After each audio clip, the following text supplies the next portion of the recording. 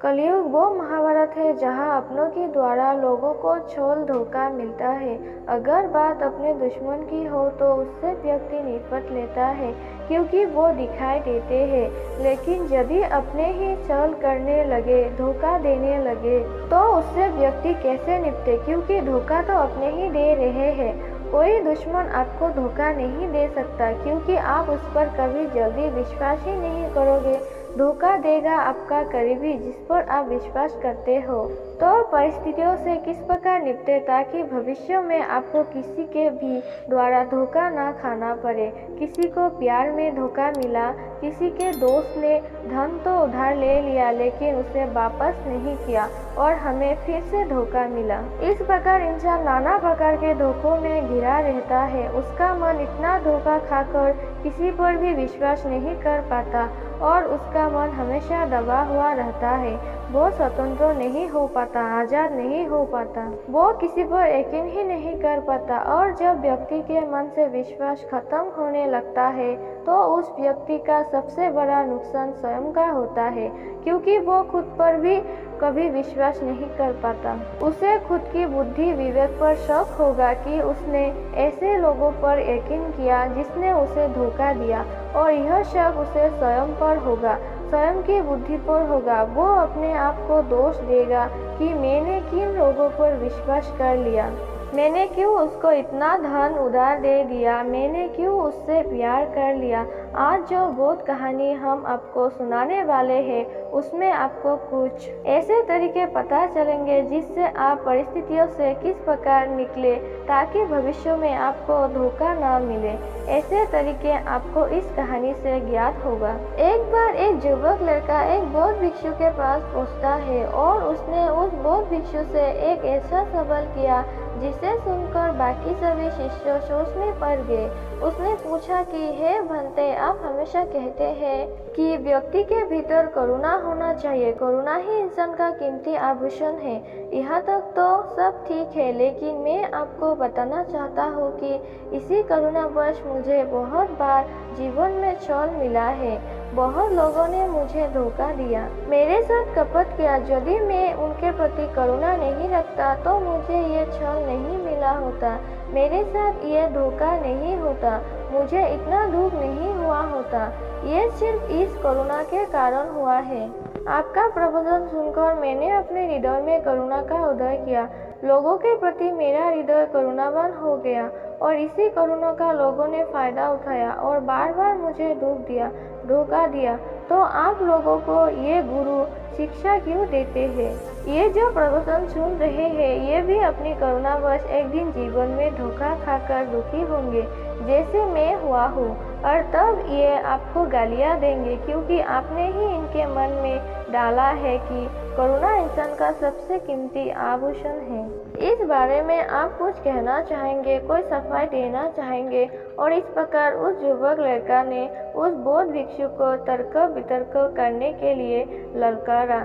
बौद्ध भिक्षु ने मुस्कुराते हुए कहा कि पुत्र, करुणा का मतलब ये नहीं है जो तुम समझ रहे हो। अक्सर हम करुणा को अपनी भावना के साथ जोड़ लेते हैं।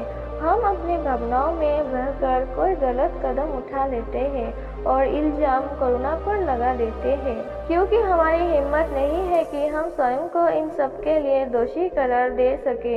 हम ये मान सके कि जो छल, जो कपट हमारे साथ हुआ है वो सब हमारी नासमझी के कारण हुआ है, ना कि करुणा के कारण। भावनाओं में बहकर हम जिंदगी पर छल सहते रहते हैं और इल्जाम किसी और पर लगा देते हैं।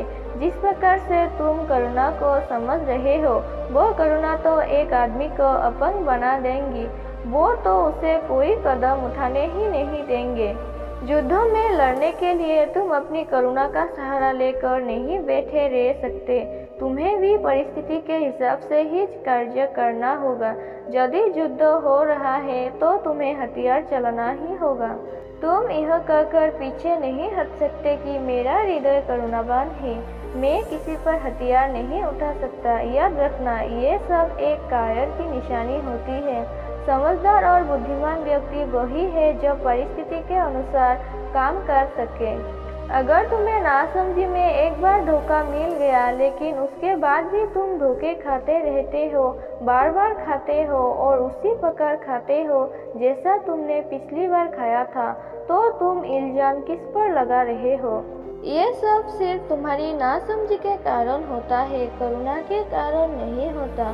करुणा तो इंसान से इंसान के संबंध जोड़ती है, लेकिन वो संबंध जोड़ने के बाद आपको उस व्यक्ति से अपना लगाव करीबी कितनी रखनी है, ये केवल आप पर निर्भर करता है। हो सकता है तुमने तुम्हारे मित्र को धन उधार दिया हो और तुम्हारा धन वापस ही ना आया हो।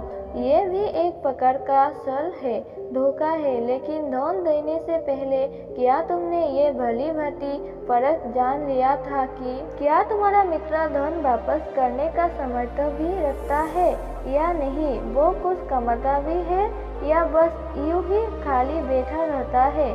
और यदि वो खाली बैठा रहता है और फिर भी तुम उसे धन उधार दे रहे हो, तो तुम ये सोचो कि वो जब कुछ करता ही नहीं है तो धन वापस देगा कैसे? क्योंकि उसकी ना तो कोई आय है और ना ही धन देने का कोई साधन है, तो तुम्हारा उसे उधार देना सही रहेगा। वही दूसरी तरफ यदि तुम किसी दूसरे मित्र को धन उधार देते हो जो कमाता है, जिसकी आय है, तुम जानते हो कि कल जब उसके पास धन आएगा तो वो तुम्हें तुम्हारा उधार वापस कर देगा, तो ऐसी परिस्थिति में तुम्हें बहुत कम धोखे मिलेंगे। छल और धोखा बहुत प्रकार के होते हैं। मान लीजिए यदि किसी पिता ने अपने बच्चे को शहर पढ़ाई करने के लिए भेजा, लेकिन वो वहाँ पढ़ाई नहीं कर रहा है बल्कि शिक्षा के धन से अय्याशी कर रहा है, तो क्या ये एक प्रकार से धोखा नहीं है, छल नहीं है? क्या वो बच्चा अपने माता पिता के साथ धोखा नहीं कर रहा है? और अगर उस लड़के के पिता को ये ज्ञात हो जाए कि उसका बेटा उसे धोखा दे रहा है, तो वो किस प्रकार इस परिस्थिति को संभाल लेंगे? सोचने की बात है। अक्सर ऐसी परिस्थिति में आकर माता पिता अपने बच्चे को दंड दे देती है, जिसके कारण उनके बीच दूरियां बन जाती है। अब बेटा अपने पिता से सच नहीं बताएगा, इसलिए ऐसी परिस्थिति से कैसे निपटना है, यहाँ पर अब आपकी बुद्धिमानी काम आएगी। आप उसे डरने की बजाय प्यार से समझा सकते हैं। प्यार से आप उसे बता सकते हैं कि कैसे पैसा कमाया जाता है और तुम कितनी आसानी से उसे खर्च कर देते हो। आप उसे बिना किसी क्रोध के इस बात का एहसास करा सकते हो। और अब भी वो नहीं समझ रहा, अपनी जिंदगी में नहीं संभल रहा, तो बार बार धोखा कब तक खाएंगे? तब कोई ना कोई ऐसा कदम आपको उठाना पड़ेगा ताकि बार बार हमें धोखा ना खाना पड़े।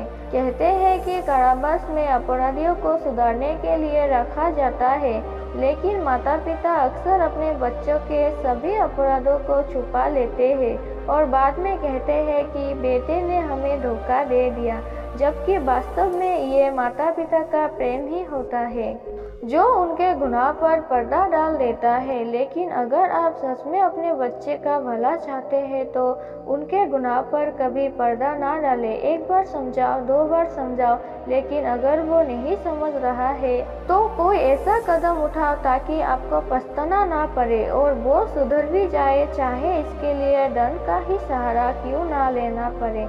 याद रखना, क्रोध करना हमेशा गलत नहीं होता है, युद्ध करना हमेशा गलत नहीं होता। न्याय के लिए, भलाई के लिए जब और कोई रास्ता नहीं दिखता, तब आखिर में व्यक्ति को कोई ना कोई हथियार उठाना ही पड़ता है, युद्ध करना ही पड़ता है।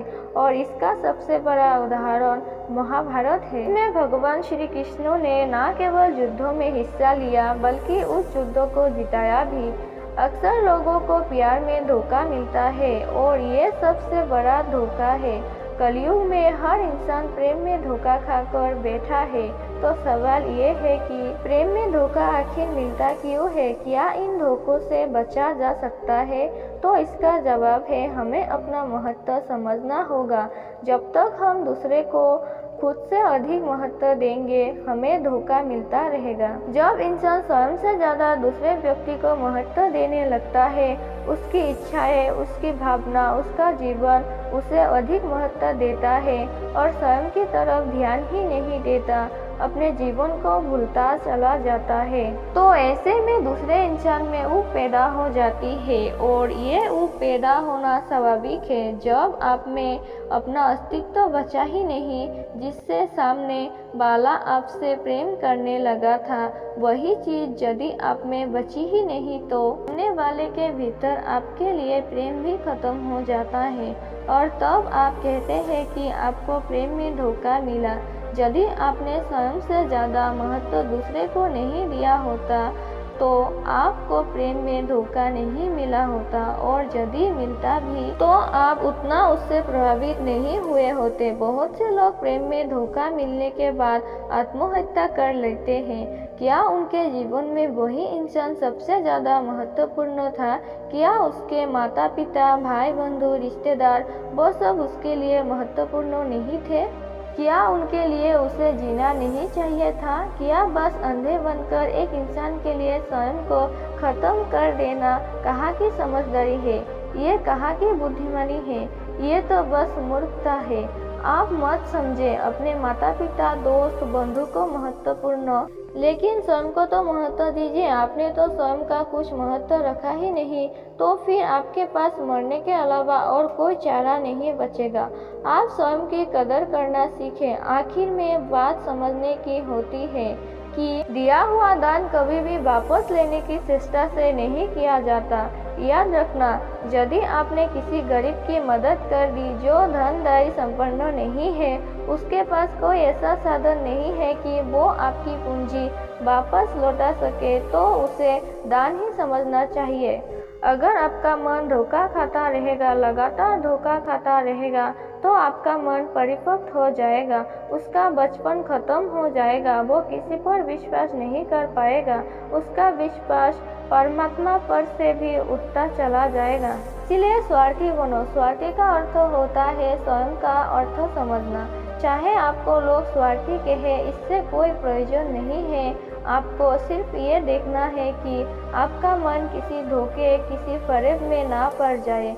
अपनी आंखों को खोलकर रखें, होश में जिए, परिस्थितियों को ठीक प्रकार से समझे और फिर उस हिसाब से क्रिया करो, ताकि आपको कोई छल ना मिले, और मिले भी तो वो आपके लिए एक सीख बन जाए। भावनाओं में बहकर एक ही इंसान से बार बार धोखा कभी मत खाना। जिस प्रकार सांप का स्वभाव होता है, उसी प्रकार धोखेबाज का स्वभाव होता है। वो अपना स्वभाव नहीं छोड़ सकता, इस प्रकार सांप अपना स्वभाव नहीं छोड़ सकता। अक्सर हम दूसरे की बातों में आकर, भावनाओं में बहकर वापस से उस पर विश्वास कर लेते हैं, भरोसा कर लेते हैं, और हमें हर बार की तरह फिर से धोखा मिल जाता है। इससे तो ऐसा ही लगता है कि हम स्वयं को चोट पहुंचाना चाहते हैं, और असल में हमारे अचेतन मन में कुछ ऐसी सूचनाएं भरी हुई है जिनसे हम खुद को चोट पहुंचाना चाहते हैं। ये बात सुनने में बड़ी ही अजीब लगती होगी, लेकिन ये सच है। इस सोच को देखो, समझो और होश में जियो। ये प्रवचन सुनने के बाद सभी शिष्य को करुणा का अर्थ भली भांति तरह से समझ में आ गया था। अब वो करुणावश किसी से धोखा नहीं खाएगा, क्योंकि वो धोखा और करुणा इसका अर्थ समझ चुके थे। दोस्तों, इस वीडियो में बस इतना ही। मिलते हैं अगली वीडियो में। अपना ख्याल रखिएगा। धन्यवाद।